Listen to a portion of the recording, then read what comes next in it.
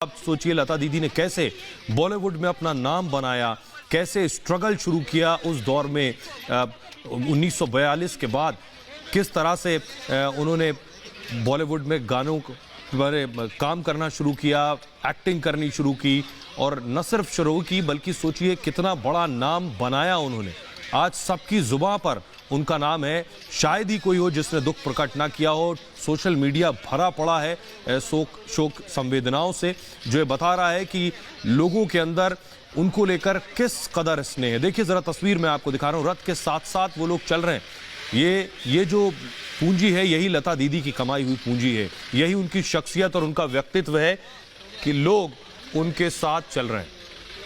बिल्कुल, देखिए कई चीज़ें उनके खुद के भी बातें हैं जो वो कहती थी। उन्होंने कहा कि हमें अपने जीवन में कभी भी हार नहीं माननी चाहिए, लगातार कर्म करते रहना चाहिए, एक न एक दिन हमें सफलता ज़रूर मिलेगी। और उन्होंने जिस तरीके से जीवन अपना जिया है उसमें उनके ये जो संदेश हैं वो नज़र आते हैं। साथ ही साथ वो अपने गुरु को भी बहुत मानती थी और इसीलिए उन्होंने किसी भी गुरु को दुखी करके उसके द्वारा दी गई शिक्षा का सदुपयोग नहीं किया जा सकता। ये सारे संदेश उनकी तरफ से दिए गए थे लोगों को और मतलब उनका जो संघर्ष है वो हर कोई जानता है कि किस तरीके से उन्होंने संघर्षपूर्ण जीवन जिया, कई सैक्रिफाइसेस किए, त्याग किया और उसके बाद आज वो इतनी है। 30 से ज़्यादा उनको अवार्ड्स मिले हैं और कोई ऐसा अवार्ड नहीं है जो नहीं मिला हो। भारत रत्न स्वर कोकिला लता मंगेशकर हमारे बीच में नहीं होकर भी आज हमारे बीच में नहीं है, लेकिन फिर भी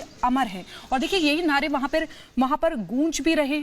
अपने जो संगीत के प्रति कितनी वो अंतरात्मा से कोई भी गाना गाती थी तो उसमें अंतरात्मा से जो एक मिठास होती थी वो उसमें घुल जाती थी। जो भी उनके गानों को सुनता था वो उन्हीं में खो जाता था। एक हीलिंग प्रॉपर्टी कह सकते हैं जो उनके गानों में सुनाई देती थी।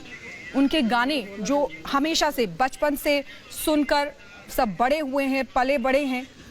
कई ऐसे गाने हैं जिनको गुनगुनाएं अगर तो उस समय भी, अगर अभी भी गुनगुनाएं तो लोग खो जाते हैं। कुछ पाकर खोना है, कुछ खोकर पाना है, जीवन का मतलब तो आना और जाना है, 2 पल के जीवन में एक उम्र चुरानी है, जिंदगी और कुछ भी नहीं, तेरी मेरी कहानी है। ये सारे ये जो गाने हैं ये सुनते हुए बड़े हुए हैं। और देखिए ये तस्वीरें भी आपको दिखा रहे हैं। अंतिम संस्कार के लिए उनको ले जाया जा रहा है शिवाजी पार्क के लिए। दूसरी तस्वीर में आप देख रहे हैं शिवाजी पार्क और ये देखिए अंतिम यात्रा फूलों से सजा रखा है।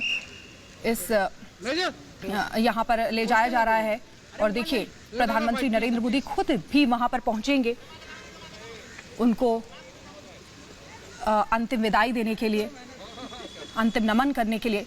नम आंखों से लता दीदी को हर कोई अंतिम विदाई दे रहा है। बेहद सरल स्वभाव की लता दीदी, शायद ही किसी ने उनका गुस्सा या तेज आवाज़, ऊंची आवाज़ सुनी होगी। हमेशा से वही मधुर आवाज़, वही मिठास घुली रहती थी उनकी बातों में, उनके लहजे में, उनके गानों में, जो कभी नहीं भूली जा सकती है।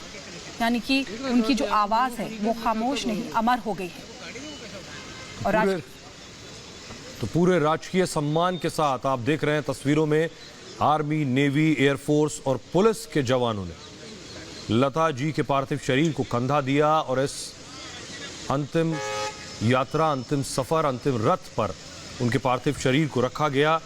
भारत रत्न लता मंगेशकर के पार्थिव शरीर को तिरंगे में लपेट कर लाते हुए सेना के जवान। और उसके बाद आपको बताऊं शाम 6:30 बजे उनका अंतिम संस्कार होगा और खुद सेना के जवान ने लता जी के पार्थिव शरीर को तिरंगे में लपेटकर उनके जो निवास स्थान है प्रभु कुंज, उसके फर्स्ट फ्लोर से लेकर नीचे उतार कर लाए और उसके बाद इस रथ पर उनके पार्थिव शरीर को रखा। और पूरे रास्ते देखिए भारत माता की जय के नारे लग रहे हैं।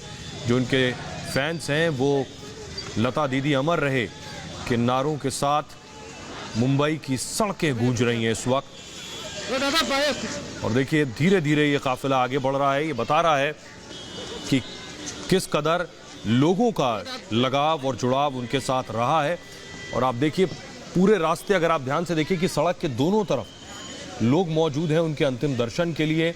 साथ साथ भी लोग उनके चल रहे हैं और शिवाजी पार्क, जहां उनका पार्थिव शरीर ले जाया जाना है, जहां उनका अंतिम संस्कार होना है, वहां भी भारी भीड़ मौजूद है। वहां भी लोग उनके अंतिम दर्शन के लिए मौजूद हैं। और आपको याद होगा CDS जनरल बिपिन रावत का जो अंतिम संस्कार हुआ था वो भी इसी तरह से पूरे राजकीय सम्मान के साथ हुआ था। देश की बड़ी हस्तियां, इस तरह की शख्सियत, उनका अंतिम संस्कार इसी तरह स्टेट ऑनर के साथ होता है। और लता दीदी तो भारत रत्न भी थी।